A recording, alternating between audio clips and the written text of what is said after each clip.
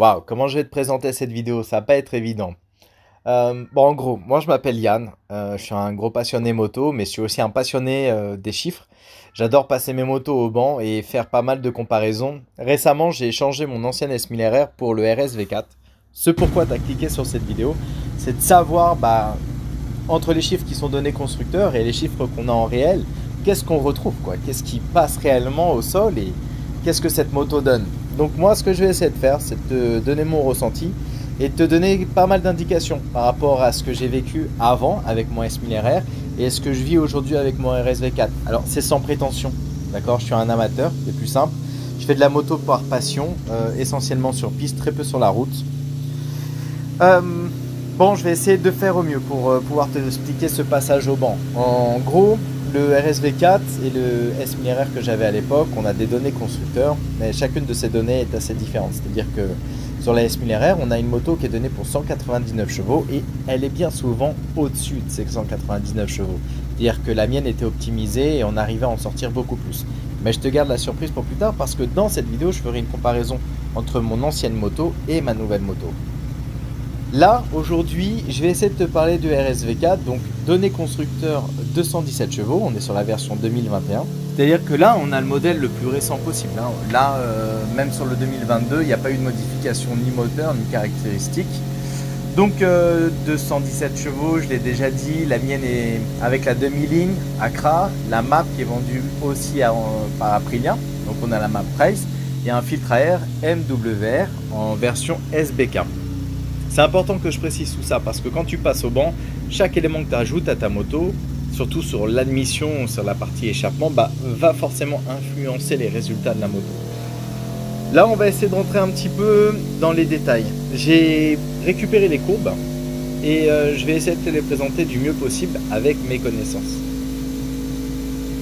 Allez, on va attaquer avec la première courbe. Et c'est celle qui concerne le couple. Le couple, c'est ce que tu ressens au guidon. C'est ça qui donne l'impression de tirer très fort sur les bras. Sur le RSV4, c'est vachement intéressant parce qu'on a une courbe de couple qui est assez constante. C'est-à-dire sur la première partie, on a une montée qui est très forte. On a juste un petit pic, mais rien d'affolant. Et après, sur la deuxième, on a un palier, mais alors de 12 Nm de couple, entre 9 et 11 000 tours, je peux dire que là, ça tracte très très fort. Sur la fin, forcément, on va avoir une perte, ça c'est lié à tous les moteurs fonctionnent de cette manière-là. Et ce qui est vachement intéressant, c'est que quand tu es au guidon de cette moto, tu le ressens le couple. Ça tracte très fort. Bon, je t'ai présenté la courbe de couple, mais c'est pas celle qui te parle le plus. J'imagine que toi, tu as envie de savoir quelle puissance on a à la roue arrière. Et c'est celle que je vais te donner dans la foulée. Là, la moto est encore en train de chauffer. On va la laisser chauffer tranquillement. Et je vais te présenter la courbe de puissance. J'espère que tu arriveras à bien la comprendre. Là, voilà la fameuse courbe de puissance. Ça y est, je te la montre enfin. Donc après ça, tu vas pouvoir suivre les tirs qui se sont faits. Donc écoutez le son du moteur. Moi, c'est ce que j'adore le plus dans cette moto. Le pic, c'est 191 chevaux à la roue arrière. Ouais, c'est pas autant que je le pensais. Sincèrement, j'imaginais bien plus pour cette moto, surtout donnée à 217 chevaux. Mais on voit que la courbe, elle est belle. Elle monte progressivement, il n'y a pas de trou, il n'y a rien. Mais reste jusqu'à la fin de la vidéo. Ou en tout cas, va à la fin de la vidéo, je te réserve une petite surprise.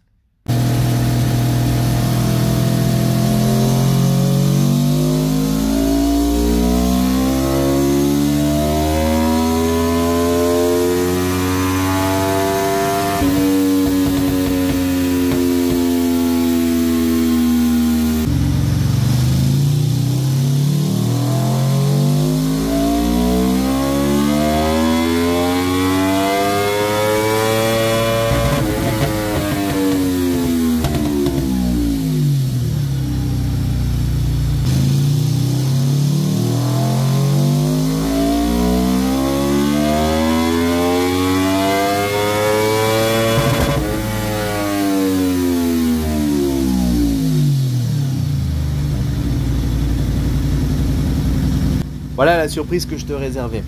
Moi, dans mon passé, j'avais un S1000RR. Tu reverras, j'ai d'autres vidéos où j'étais dessus. Elle marchait vraiment fort. Sincèrement, j'adorais cette moto. Le moteur était incroyable. Mais au feeling, au guidon, c'était totalement différent. Et là, sur cette courbe, ça peut se traduire. Déjà, sur la première partie, on voit que les deux motos sont équivalentes. D'accord? C'est à peu près la même chose. Elles se croisent, décroisent. Elles sont à peu près pareilles. Mais à partir des 7000 tours, on voit que le RSV4 reprend l'avantage. Et c'est ici que je sens vraiment cette sensation de force du RSV4. Quand je suis dessus, ça tracte très très fort. Et le moindre Newton-mètre que tu peux avoir au guidon, enfin au moteur, se ressent mais beaucoup plus fort au guidon. Parce que ta moto va te tirer bien plus fort. Là, l'autre différence, c'est que le RSV4 s'arrête à 13 000 tours. C'est un 1100, 13 000 tours, il s'arrête, terminé. Alors que mon S1000RR continue jusqu'à 14 000 tours. C'est pour ça qu'on retrouve un petit plus sur la fin. Là, maintenant, je vais te montrer la courbe de puissance entre les deux motos. Est-ce que tu vois? Les deux motos sont ultra proches, jusqu'à peu près 9510 000 tours. Sincèrement, c'est équivalent. Là, on a une grosse différence, c'est après 10 000 tours. Le RSV4 reprend l'avantage et elle tracte très très fort. Mais c'est pas tout. Le S1000RR, n'oublie pas, prend 1000 tours de plus. Et devine quoi? Et bien 1000 tours après le RSV4, elle atteint la même puissance, 191 chevaux à la roue arrière. Sauf qu'au guidon, je peux te garantir que le S1000RR ne te redonne pas du tout le même feeling. Le RSV4 tracte nettement plus fort, c'est-à-dire qu'en fait, tu obtiens les mêmes chevaux avec le S1000RR, mais 1000 tours plus tard. Alors on est sur deux architectures et deux choix différents des constructeurs. Mais au final, on atteint quand même des chiffres qui sont pour la puissance équivalentes et pour les couples assez proches. Tu vois. Mais au guidon, c'est deux feelings différents. Mais je me suis pas arrêté là. J'ai demandé forcément une comparaison avec les nouvelles motos du marché, c'est-à-dire avec la nouvelle S1000RR, celle qui est donc de 2019 jusqu'à 2023. Et j'ai demandé aussi la comparaison avec un CBR. Et sincèrement, il n'y a aucune comparaison possible. C'est-à-dire que ces deux motos, surtout le S1000RR, en termes de couple de puissance, est largement au-dessus du RSV4. Je ne sais pas ce que ça va donner sur piste. Je ne sais pas s'il y a des optimisations encore à faire sur ma moto pour lui permettre d'aller chercher peut-être 5 ou 10 chevaux supplémentaires. Mais le S1000RR, et c'est aussi vrai pour le CBR, ont des moteurs incroyables. On dépasse les 200 chevaux à la roue d'origine et on peut aller jusqu'à 210 voire 215 pour certaines motos bien préparées. Est-ce que ça me donne envie? Non, clairement pas. Je regrette pas mon choix. Le RSV4 est incroyable à piloter en termes de son, de feeling, en termes d'électronique. C'est une moto que j'adore. Donc je suis ravi de mon choix. Je vais la garder, je pense, encore longtemps. Rendez-vous pour les prochaines journées circuit. Je vous inviterai à rester sur cette chaîne et de découvrir mes sorties en vidéo.